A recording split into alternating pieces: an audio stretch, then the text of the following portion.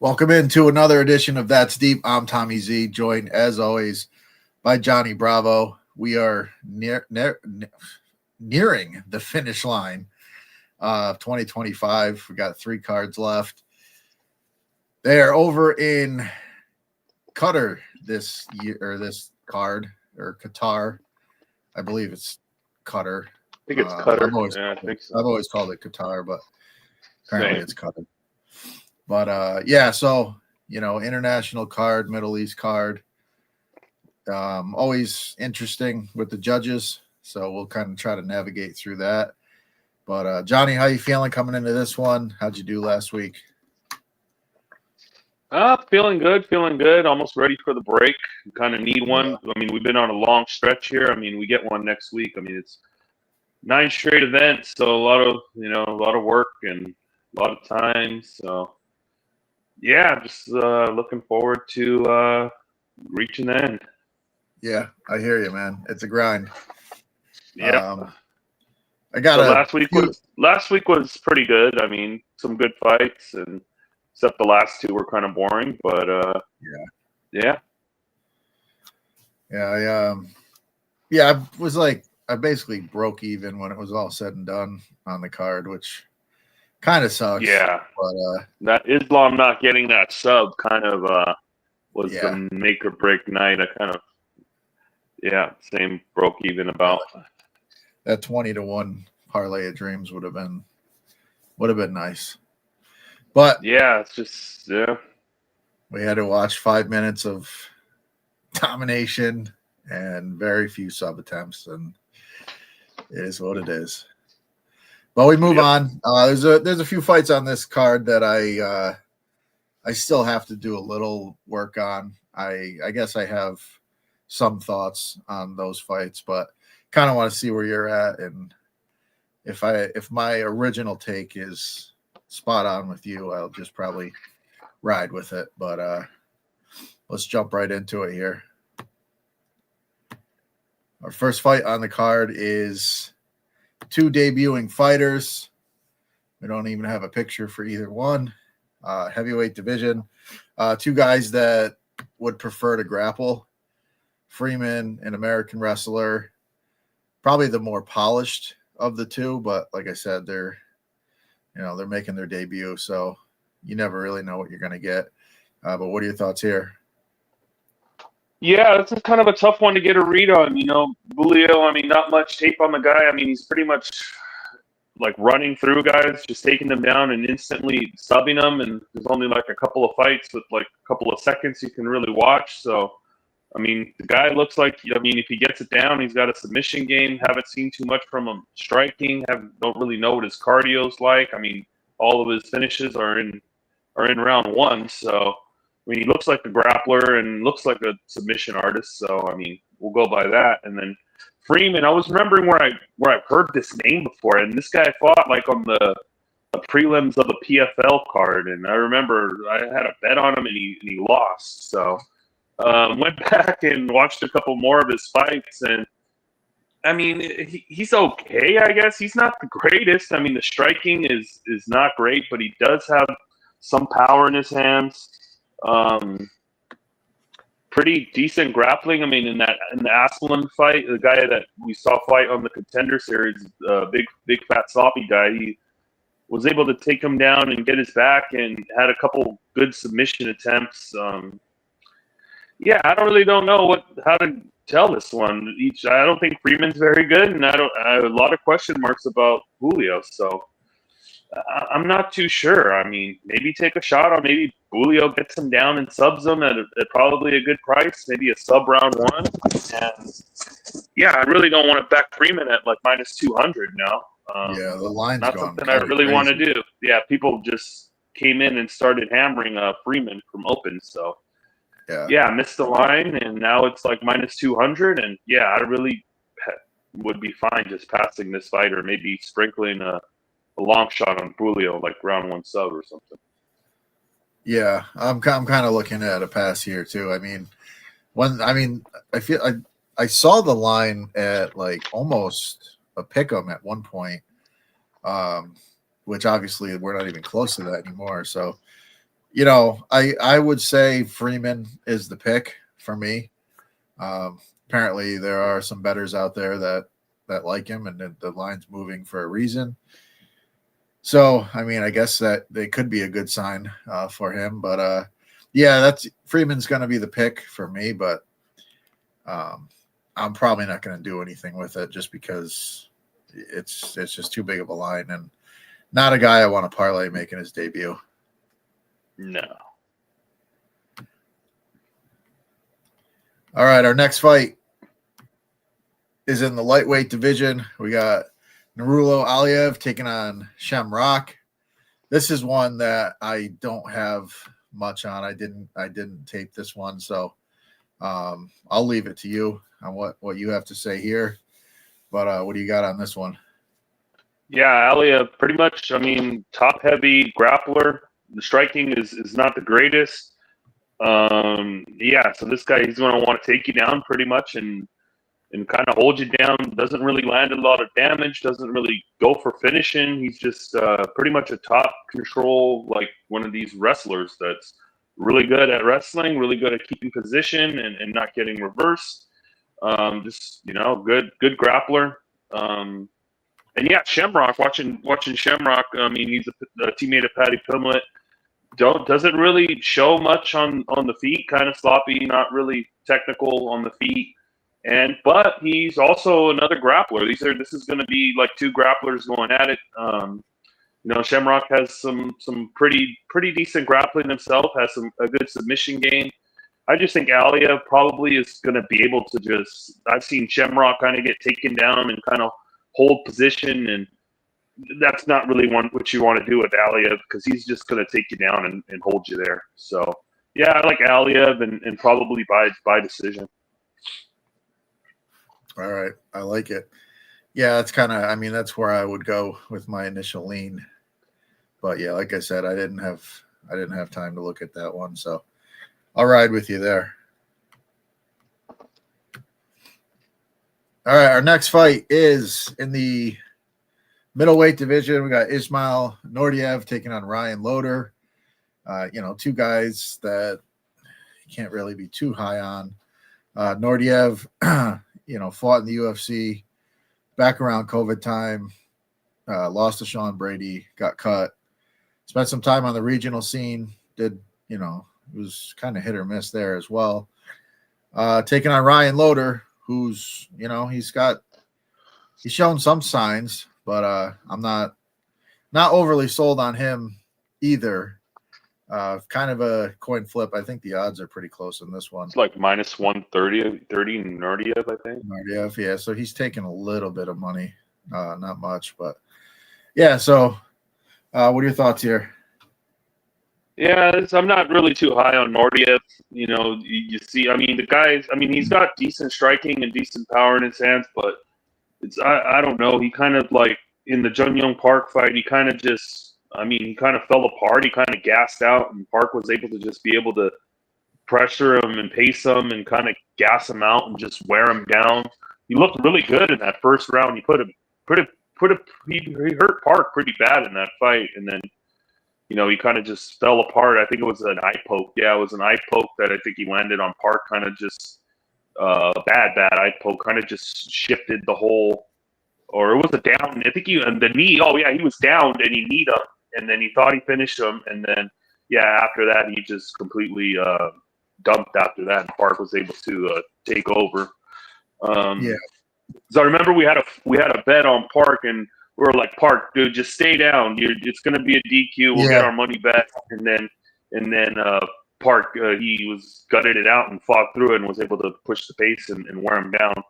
And then he came in. He had a decision against Bruno Silva. Nothing really too overwhelming. I don't know. I'm not a big fan. I think he can be broken, and I think he can be wrestled too. And which is what Ryan Loder wants to do. He's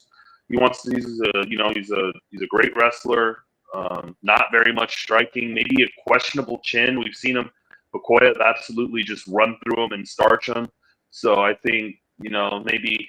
That is kind of a question mark on him. But if he can get the wrestling going and kind of wear down and kind of extend this fight, I could see Loder having some success. So I'm gonna go with Loader here as a lean, early lean, but yeah, that's about it as a dog. I don't want to lay chalk on Nardia. Yeah, this is the kind of fight where Dogger Pass feels pretty safe. I mean, Nardiev, I mean, he's shown some flashes. He's definitely got some skills. Loader got dropped twice in his last fight, which is always a little scary. But I don't know. I think this is a pretty close fight, and I would say I'd give the cardio edge to Loader. So, yeah, I think a Dogger. this is a solid Dogger Pass spot here. All right, moving right along. We've got a big name fighter here, but not for his own sake. We got Baksa Al-Makan taking on Alexandre Topuria, the brother of Ilya, who is nowhere near his brother. Interesting fight here. Topuria, he's got some skills, but I've got some question marks with him. Beksat, he's shown some flashes. Seems like he's got some decent upside. What are your thoughts here? Yeah, this is an interesting one. Really, this a lot of money's came in on Beksat. And he seems, pretty good. I mean, he dropped Umar in his debut. He came in on short notice to fight Umar. He dropped him and then got absolutely dominated in that fight. And then he comes back and he starches old boy, what's his name, with one punch. Katona, who's usually very durable. Katona, who's usually very, very durable. I mean, he hardly ever gets finished. He absolutely blasted him and sent him to the shadow realm, which was kind of impressive, And he's got some pretty decent skills. I mean, he's got some power in his hands, some decent striking. He can grapple too. I mean, he's pretty well rounded. I think both of these guys are pretty well rounded. And then, Topuria, a lot of, you would say he has a lot of upside just because where he's, who his brother is and where he's training. And, he's shown to have some skills, and he just, before he came to the UFC, he was just off a pretty long time. And, he came in his debut. I mean, he's looked okay. He does nothing to blow your mind, but I mean, he looks pretty well rounded. The striking looks pretty technical, and he's got wrestling if he needs it. This is a pretty close fight, man. I don't know. A lot of money's came in on Beksat. Almost makes me want to take Topuria here at a better number and just hope that he can get some takedowns and get some top control and just out technical Beksat. So yeah, I'm gonna go with Topuria here. Yeah, I like Beksat here. I mean, he's taking some money, so I don't like that. This is another fight that was, the odds were much closer a couple days ago, and probably should have bet it then. But I like Beksat. I'm not high on Topuria. I mean, I bet against him in his debut against Colby Thickness, and he won that fight pretty handily. I mean, he dropped him early and was in control, but I mean, Colby Thickness, I know he got a win in his last fight, but not the greatest. So I don't know. I don't really know what to make of Topuria. I mean, he's definitely shown some skill. He's got a good top game. He's got some power. Obviously he trains with, one of the best fighters that we've ever seen. So that helps. But yeah, I like Beksat here. I think Beksat gets it done. But again, I mean, it's one of those fights where, I'm not going to be overly confident. All right, moving right along, we've got what appears to be a squash match here. We got Abdul Rahman Yakayev taking on Rafael Sakara. Sakara is not good. I mean, I'm not sure why he's in the UFC, but massive odds fight here. You got anything here? You gonna take a shot on the dog? No, this is an absolute fucking squash match. Shakira is not UFC level. I mean, he was able to he got drugged to a decision in his last fight against fucking, what's his fucking name? Walker. Fucking. Is it Julian Walker?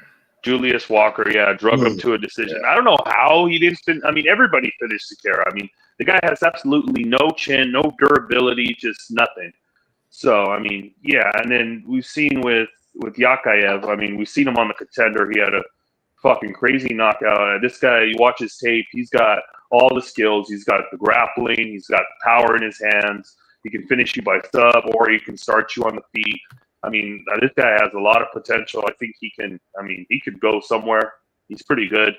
And yeah, I mean, I think this is Yakayev however he wants, whatever he wants to do it. If he wants to take him down and sub him, I think he can do that. If he wants to knock him out on the feet, he can do that. So you're going to have to pick which one you want. Is it round 1 KO or round 1 sub? You're pretty much just going to have to flip there. Inside the distance is like minus 900, I think I've seen. So it's pretty much its money line. So, I mean, yeah, flip a coin, knockout or sub. I think the knockout's like minus 160 and the sub's like 200. So, yeah, flip a coin, how he gets his finish. Yeah, I think it's probably a first round finish. I don't know what the number would be for just the first round finish on him.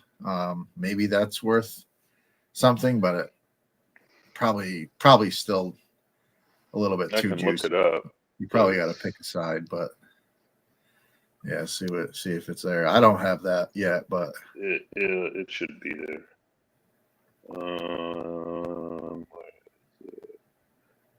It is minus 175. Okay. Maybe that could be. Maybe throw that in some kind of a parlay, but yeah, still not. I mean, minus 170 for a first round is kind of tough. The knockout's 165 and the sub is 180 plus 180. So. All right. So yeah, I mean, I guess if you want to get kind of crazy with that one and first round props, you could. But yeah, it's more than likely going to be a quick one. The next fight is a good one. We got Alex Perez taking on Asu Almabayev, flyweight division.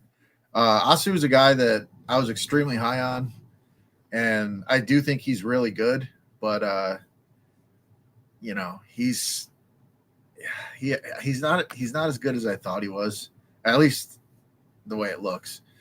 Taking on Alex Perez, who coming off a knee injury, weird kind of TKO loss against Tatsuo Taira. Taira, kind of leaned off his back and blew his knee out.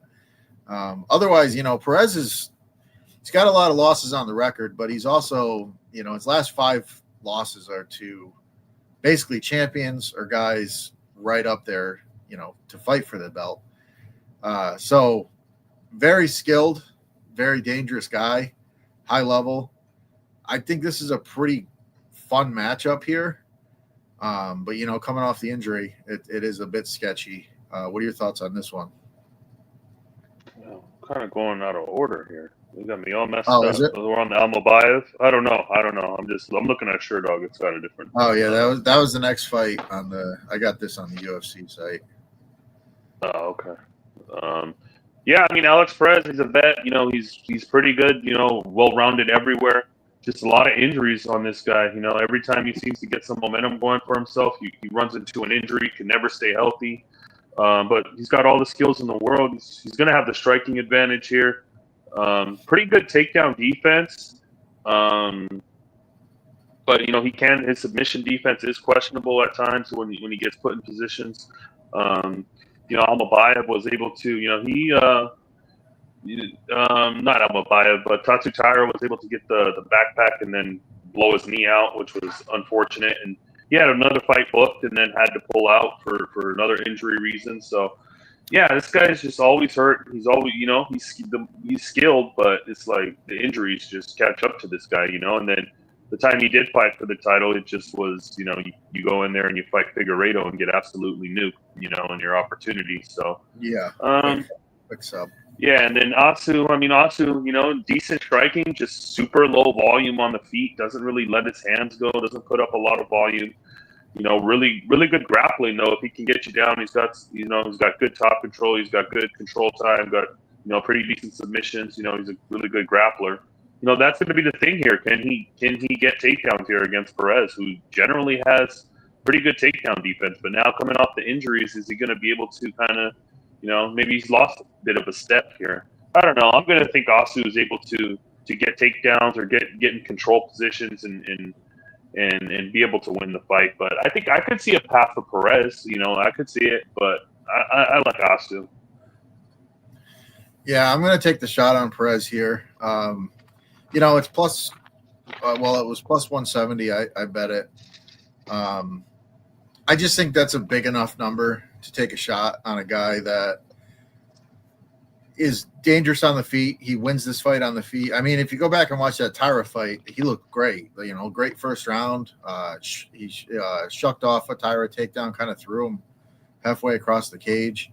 Looked amazing. And then obviously Tyra snaked around to his back in the second round, and the rest was history. But I thought that fight looked like it was gonna be a great fight until that point. And Asu he's got great grappling. He just hasn't really shown that killer instinct. So I don't know if he's got good enough submissions to submit Perez. I mean, I'm sure he probably does. Perez has been subbed a decent amount. But I think Perez is going to make it, the fight on the feet. I think he's going to win.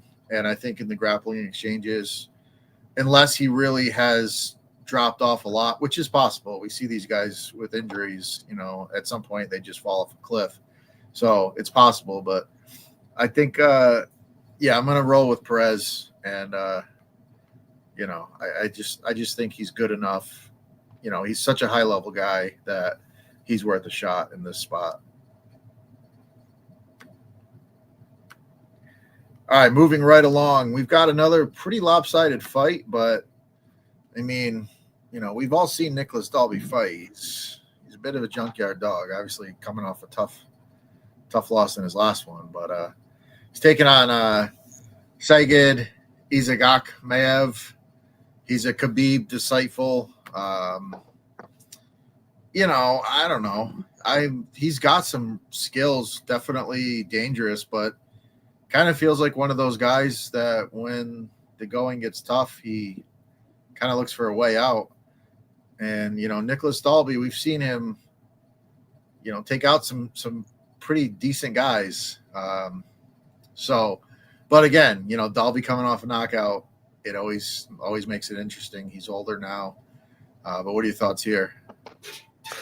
Yeah, 41-year-old Nicholas Dalby. He's that junkyard dog, like you said. He's pretty. He's got good cardio. I mean, the striking is pretty decent. He's generally pretty tough, even though you're 41 years old and you take a vicious knockout like that. It's kind of hard to I mean, when you're 41 and you're taking knockouts like that, it's not going to be good for you. And Dalby's been in a lot of wars. He's a tough guy.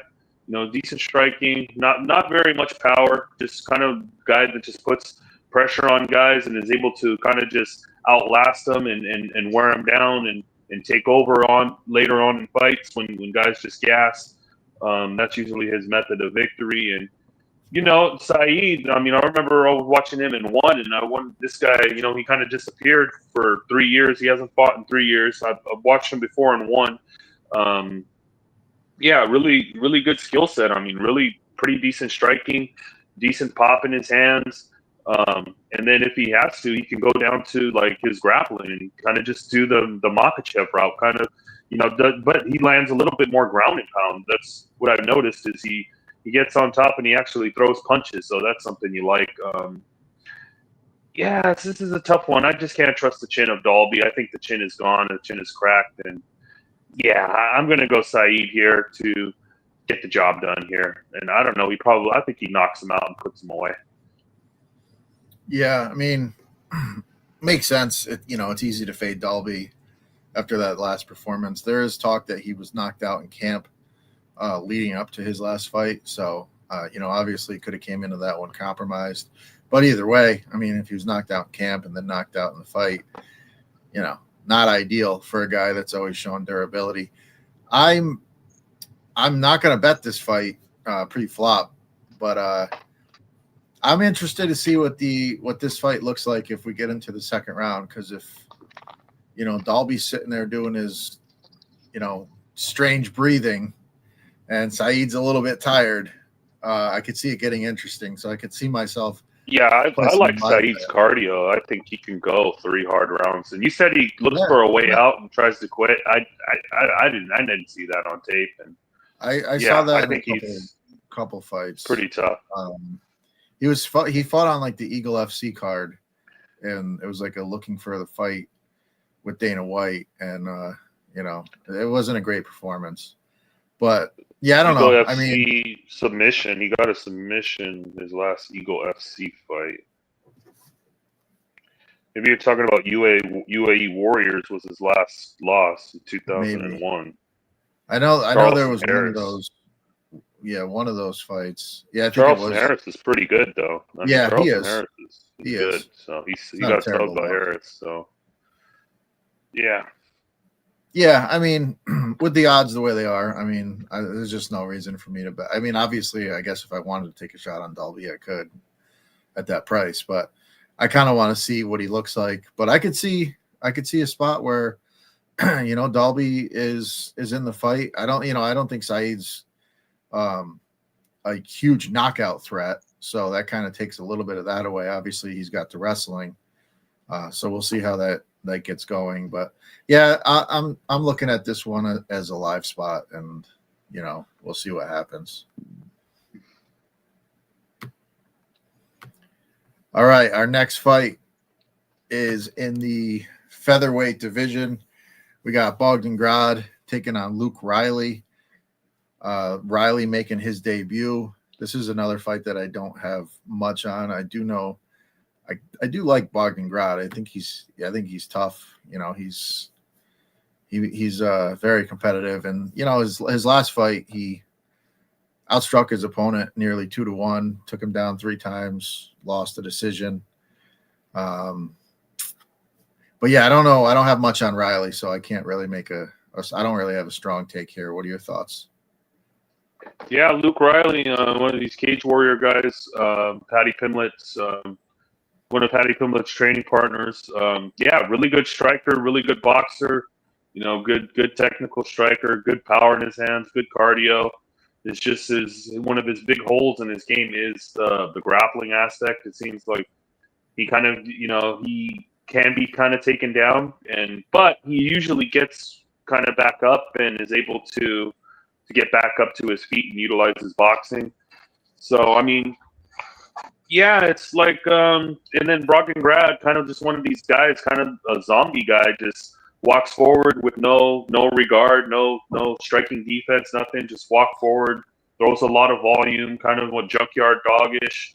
He has some grappling too. I mean, I guess he could go for takedowns here if he wanted. I mean, that would probably be his path here, is to get takedowns and neutralize the striking of Riley. But on the feet, this kid Riley, I really like him, and I think Bogdan is there to be hit, and I think eventually Riley probably finds the spot and puts him away. Okay. That's one I'm gonna look into a little bit more, but yeah, I could see that for sure. We saw Tom Nolan knockout Grad. But all right, we'll move along here. Our next fight is another good one. I think all these flyweight fights are usually good. We got Tagir Ulanbekov taking on Kyoji Horiguchi, a name blast from the past, old school UFC. He fought years ago, 10 years ago in the UFC. He's been, fighting all over the world, and risen, won, did that PFL, was it the Bellator versus Risen card? Very good, very highly skilled guy. Went 5 rounds with Demetrius, got submitted with 1 second left in that fight. That was his last fight in the UFC. many years ago. Taking out Tagir here, who, you know, we know what he brings to the table. He wants to wrestle. He's got some striking, but primarily is a pretty dangerous grappler. What are your thoughts on this one? Yeah, this is an interesting matchup. You know, Koji Horiguchi coming back to the UFC. I'm not really sure why they initially cut him. He went 7-1 in the UFC with his only loss to Demetrius Johnson, and somehow he didn't get re-signed. So yeah, he went to Bellator and, you know, had a couple fights over there. Had a pretty good fight against, you know, Sergio Pettis. They actually fought twice. Yeah, I mean, we know and then he went to Ryzen, fought although Kyle Sakura knocked him out. I mean, you can't really blame him too much for that. Sakura has pretty good power, but other than that, I mean, consistent guy.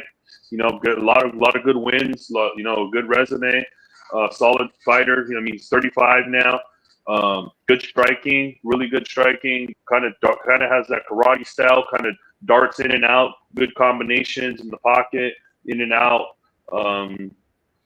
Yeah, and then he has grappling too. You know, if he needs to go to it, he has wrestling too. But, you know, I've noticed he kind of, you know, he can be kind of taken down at times, which would be kind of a concern here. But he usually does well to kind of just pop right back up to his feet and get back to, you know, to the position.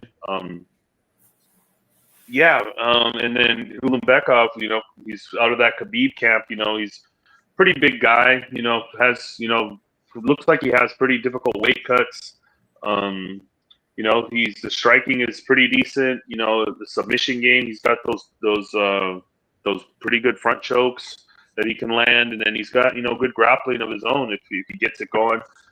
Question mark though is kind of the cardio too. Is if fight gets extended just because of his weight cut is so massive, it seems, because he's a pretty big guy.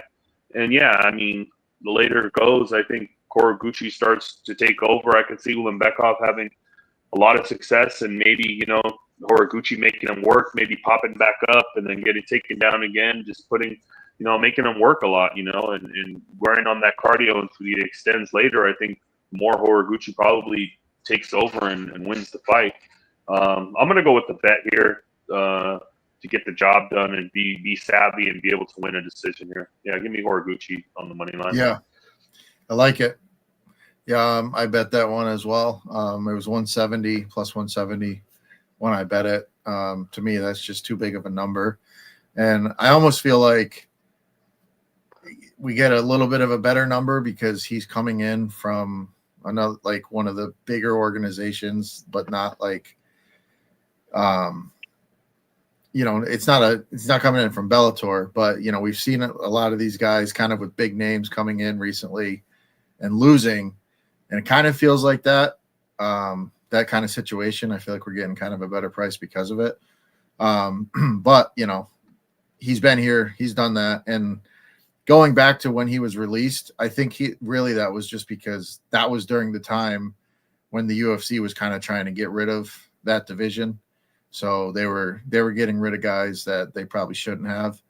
And, you know, obviously the division was saved and it's come a long way since then. But I think that's kind of why he was, you know, cut to begin with. Let go. Or, yeah, you know, let his contract run out or whatever it was. So, I mean, I think he's a guy that's deserved to be in the UFC, you know, the whole time. You know, he's proven himself. And, yeah, I think, you know, a plus 170 against a guy like Tagir, who, you know, like you said, the cardio you can't really trust. He's definitely got some chinks in the armor. And, yeah, I think Horiguchi is more than live in this fight. So I'm with you on this one. All right, let me just make sure. Yep, I got it set here. All right, our next fight is in the heavyweight division. We got Sergey Spivak taking on Shamil Gaziev. And, you know, Spivak's a guy that I've liked a lot in his career. He's had some pretty good moments. He's got very strong grappling. When he gets that going, he's a real problem. Gaziev, big, strong dude, big time power. You know, pretty solid overall, pretty solid takedown defense.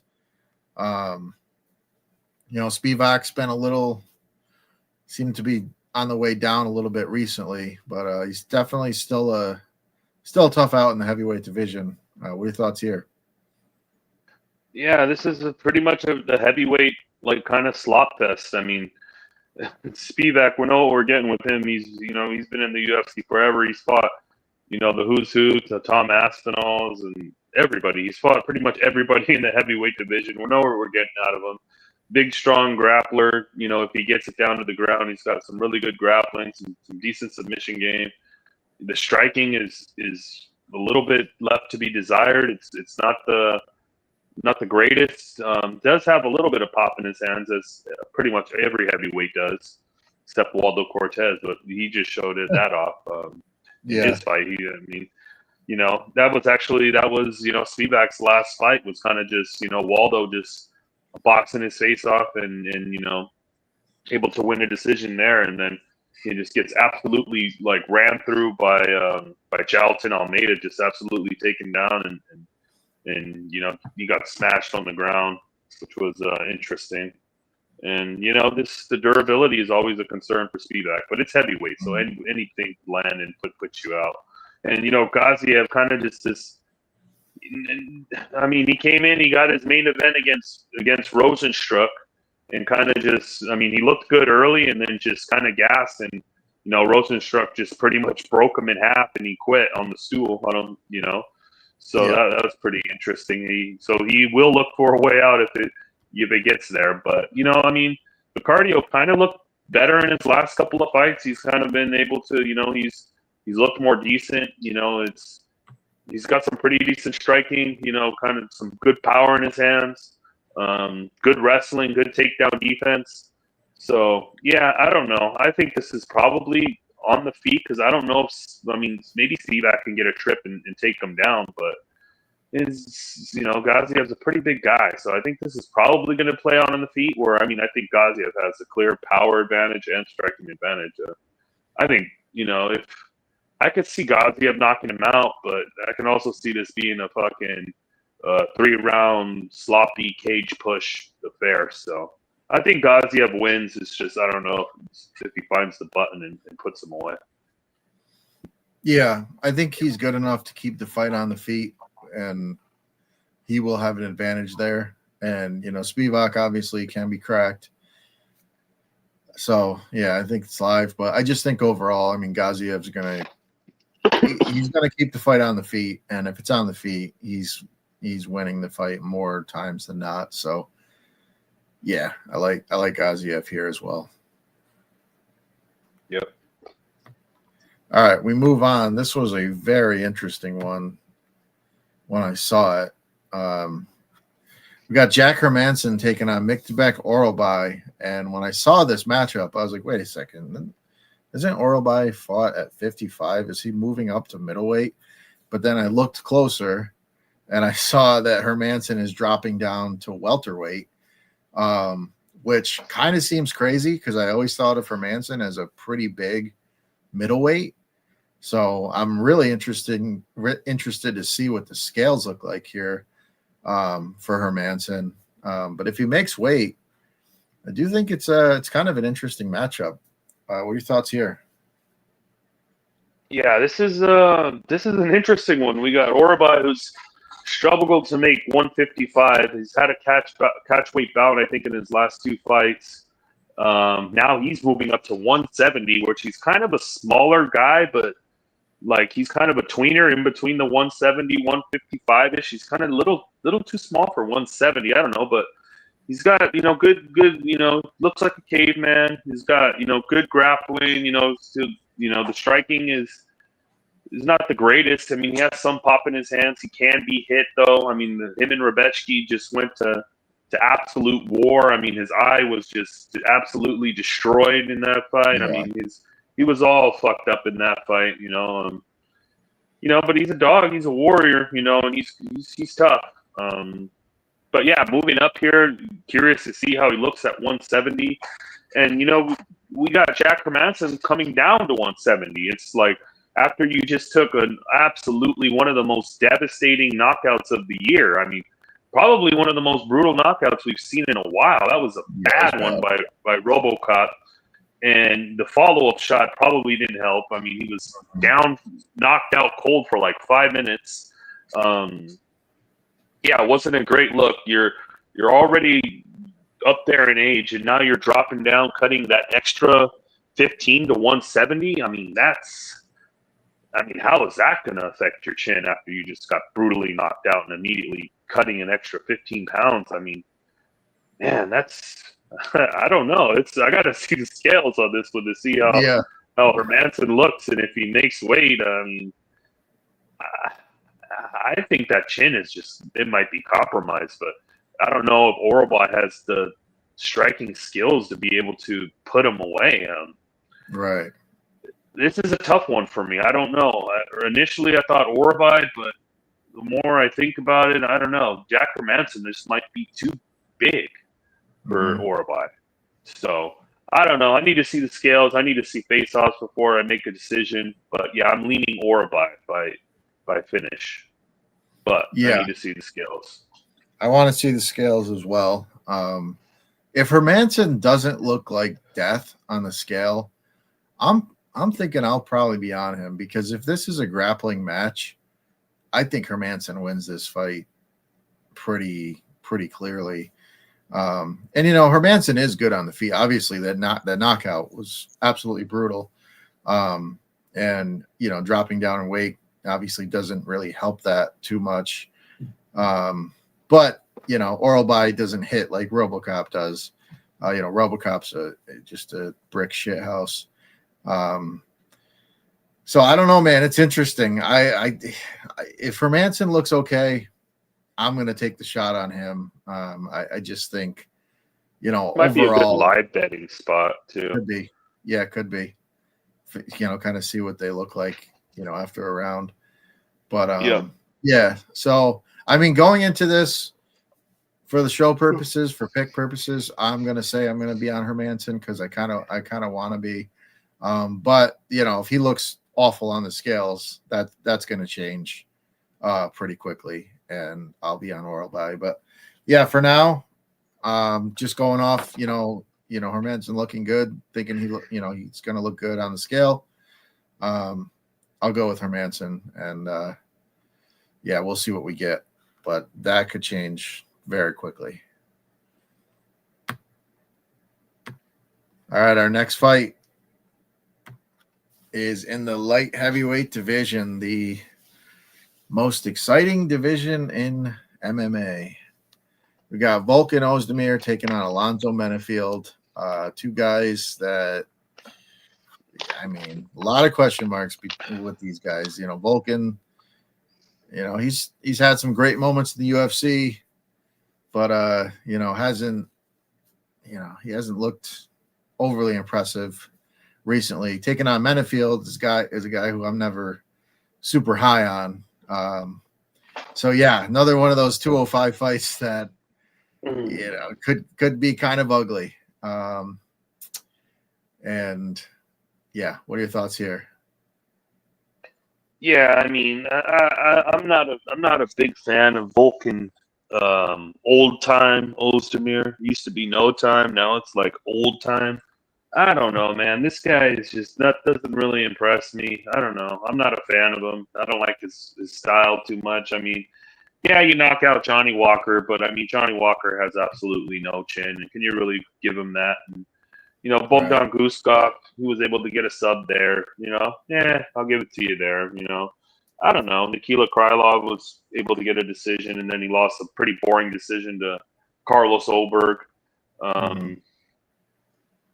Yeah, just kind of a boring guy. I don't know. I'm not a fan of this Ozdemir guy. I think he's old. I think he looks old. When he fights, he's just kind of in slow motion in there, and but I mean, he does have skills. I mean, I guess he has decent power in his hands and some okay striking, and he can wrestle. But yeah, I'm not an Ozdemir fan, as you can see. And Menefield, he's kind of tough, I guess. He's pretty good. I mean, we showed in his last fight, the Omar Sy fight. I mean, he's looked like he's worked on his takedown defense. I mean, he showed. I mean, he was able to shrug off some. I don't know if that was C just being tired and not being able to get the takedowns, or it was his takedown defense. And I don't know. Metafield has been able to be taken down before in the past, but it's. I think he's made improvements in his cardio too. His cardio has looked a lot better over the last couple of fights. Usually he has like 7 minutes and then he's done, but he's showing that he's able to kind of push through like some of these fights, like in the Jacoby fight, and then in his last fight against C, he's looked pretty decent in round 3. Just the volume isn't there. He's got big power in his hands, though. If he connects, he can put you out. Kind of low volume. Not really much of a wrestler, but if he gets on top, he has some pretty decent ground and pound. Yeah, I just think this number is way too wide. I can't bet laying like this minus number on Ozdemir. I got to take the shot here with Metafield. Yeah, I think it's way too wide as well. I do think Ozdemir is just a little bit. It's just like a step above. I think he puts up a little bit better volume. He's got pretty clean striking. He's obviously he can be hit, and if Metafield lands a big one, obviously you could put him out. But I feel like the volume's going to be on the side of Ozdemir, and and this division. It's kind of most of the fights in this division are like this. They're obviously I was joking when I called it the most exciting division. They're kind of kind of plotting. They're like almost like heavyweight matchups, but just a little bit in better shape. So I think it's going to be a pretty back and forth affair. I just think Ozdemir is just a little bit cleaner, and I don't know. I think Ozdemir gets it done. The number is definitely too wide, and I totally get a Metafield bet, but I'm going to have to go with Ozdemir on this one. There you go. All right, our next fight. I didn't set that one up yet. Our next fight is an interesting one. It's in the welterweight division. We got Bilal Muhammad, the former champ, taking on Ian Machado Gary. Gary has looked really good. He had a stumble a couple fights ago, but he's bounced back. Looked pretty good. I mean, the guy, he talks a lot, talks a big game. People want to see him get beat, but he's shown improvement over the years, and he's marching his way to the top of the division. And Bilal, he made his way to the belt. Not the most exciting fighter in the world, but definitely has a high fight IQ. Pretty well rounded. He's got good boxing.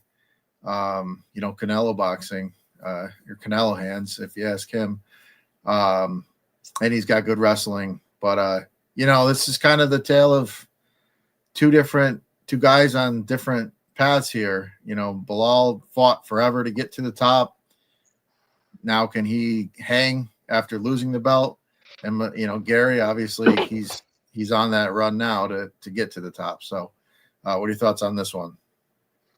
Yeah, this is an interesting one. Pretty decent fight here. Bilal, coming off that loss to JDM, which kind of looks.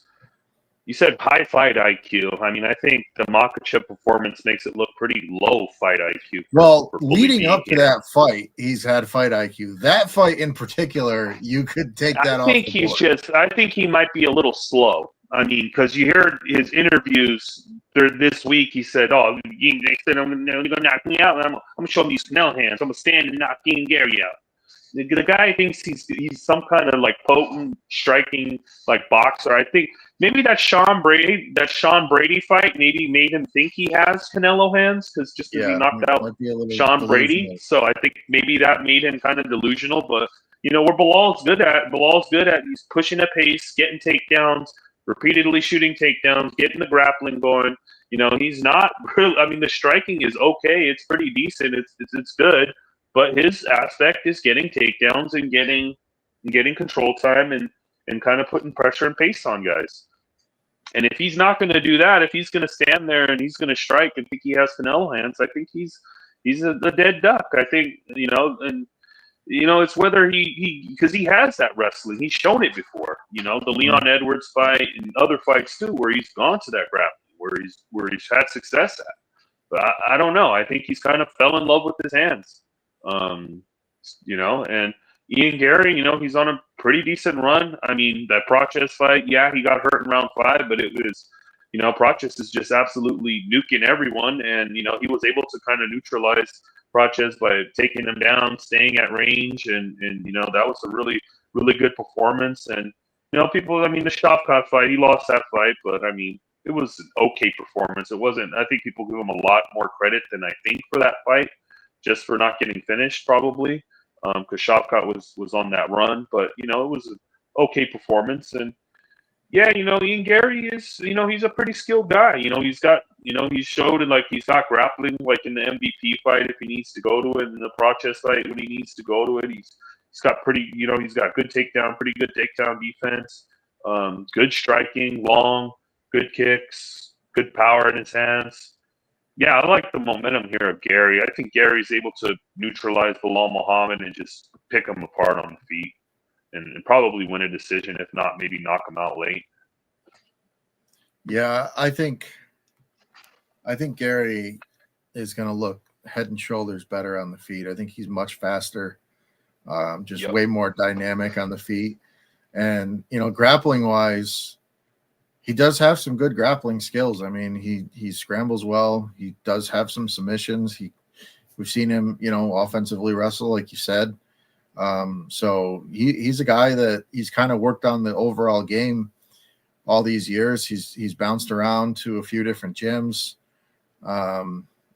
He's getting better, leaps and bounds as his career goes on. He's still pretty young.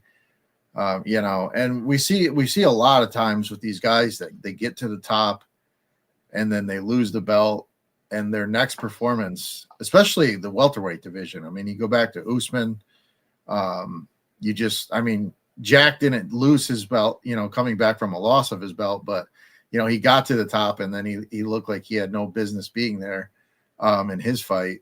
But you see it a lot with these guys. They get to the top, they get the belt, they lose the belt, and then that next fight or two back, they just look sluggish. We saw it with Leon Edwards too. I mean, Leon really, he hasn't really bounced back, and he took that tough KO loss, Saturday night. So I kind of feel like Bilal might be in a similar spot. He grinded his way to get to the championship. Older too. He's older too. Went on a hell of a run.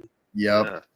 Yeah. And they didn't really want to give him a title shot because of his style. And when he finally got there, he got it. He got to the belt. But yeah, I think the drop off might look significant here. And I don't know. I've been backing Ian Gary pretty much all along, so I'm not going to stop now. I think he's going to look really good in this fight on the feet.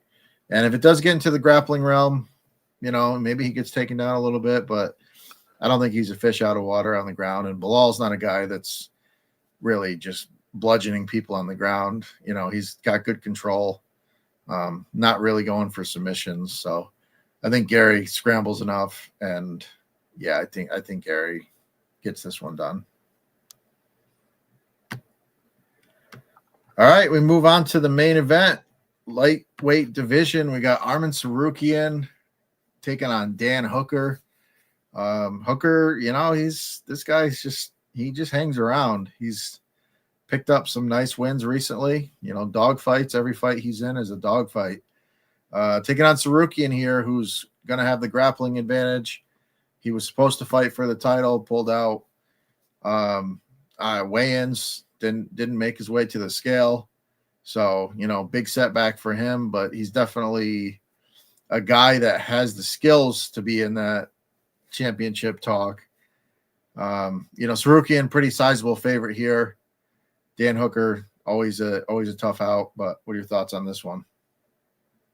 Yeah, Tsarukyan, all the potential had his title shot, and then I don't know. They said it was a back injury. It's kind of weird. Day of weigh-ins, you pull out of the biggest fight of your life. against, Makachev, the one you've been talking shit and calling out and saying you can beat him, and then all of a sudden, morning of weigh-ins, your back goes out, which is, I don't know, kind of weird. But I mean, the guy is talented. I mean, he's got really good wrestling, really good, really good top control. Pretty, decent striking. He's got power in his hands. The striking is okay. Just a really strong wrestler, really strong grappler. He's a good fighter. I mean, he would have posed I think he might have been able to pose Makhachev some trouble, but yeah, in the end, I think Makhachev probably would have won. But yeah, I mean, Tsarukyan, he's showed in the Oliveira fight, he showed some heart there. He was in some deep submissions there, was able to fight out of it. Yeah, I mean, this guy, he could potentially be, if he gets a win here, he could potentially be next for Taporia. I mean, they kind of crossed each other's paths in the lobby. I seen that. That was kind of interesting. But yeah, I mean, he's a great fighter. If he can make it to the cage and make weight and be healthy, I mean, he's got all the potential in the world. And Dan Hooker, I mean, just one of these junkyard dogs that's never dead, fucking will fight to the death. You pretty much have to fucking smash him with the baseball bat to knock him out. And I don't even think that'll do it, really good striking, unorthodox, tough, good power in his hands, will go to war. Like that Dustin Poirier fight, that's one of my favorite fights to watch. That's a fucking just a dog fight war. Like that one, and then the Jalen Turner fight showed a lot of heart there. Took a lot of damage early and was able to push through and take over in the later stages when Turner gassed, which is good. Been out a while, a lot of injuries too. Coming off of he was supposed to fight, got a broken hand. Before that, he had an injury, which was why he wasn't fighting. But he was doing great content. He's doing those like kind of backyard brawls. I mean, I like watching those on YouTube. Those are pretty entertaining. Those are awesome. Yeah. So I mean, the path here for Hooker is kind of just probably try to just. I mean, he's gonna get taken down. I mean, that's not a question. He's getting taken down. It's can he kind of make Tsarukyan work and kind of try to extend the fight, because I mean, Tsarukyan in the Gamrot fight, there was a lot of grappling exchanges there, but he kind of slowed down towards the end of that fight and kind of almost gave it away a little bit. And which he did. He lost that fight in a split decision. I thought he won the fight, but I thought he did too. Yeah. Yeah, but I mean, that's Hooker's path here is just going to be just kind of just make them work, kind of try to extend it, and then when you're on the feet, you just got to throw with fucking all your might and try to catch them. I think that's the only path here is Hooker catching them with something big and hurting Tsarukyan. But ultimately, I think Arman's able to do what he wants. He probably takes him down, and at some point he probably finds submission. Yeah, that's kind of the way I see it. I mean, Hooker, if the fight is extended, it's really, I mean, I could see Hooker finding a way to get it done. I worry a little bit about the grappling early, though. When Tsarukyan's strong, we've seen Hooker, obviously Islam kind of just rolled right through him pretty easily with the grappling. So there is that potential. And I think that's kind of why the odds are what they are. But this is another one, though, where, if he gets taken down a couple times in the first round and, doesn't get submitted and you see him working, yeah, I can see him turning this into a dogfight. And, I would say, the heart between these two guys is going to go to Dan Hooker. We've seen him in the worst type of fights and just never quitting. So I do think Tsarukyan does have just the grappling advantage. That's probably going to be enough. But I mean, we saw Gamrot, Gamrot's a guy that also has that high level wrestling. And when he got a little bit tired, Hooker, put it on him a little bit and stuffed some takedowns and was able to win that fight. So, you can never really count Dan Hooker fully out of any fight. But yeah, I think Tsarukyan probably just a little bit too strong, a little bit too good, and does get it done. But this is one that I'm going to be interested in live. And if Hooker looks like he's got a pulse, rounds 2 and 3, I'll probably be clicking the button. So, yes, Tsarukyan official pick. But yeah, I could definitely see myself having a Dan Hooker ticket at some point. But all right, that's it. That's the fights.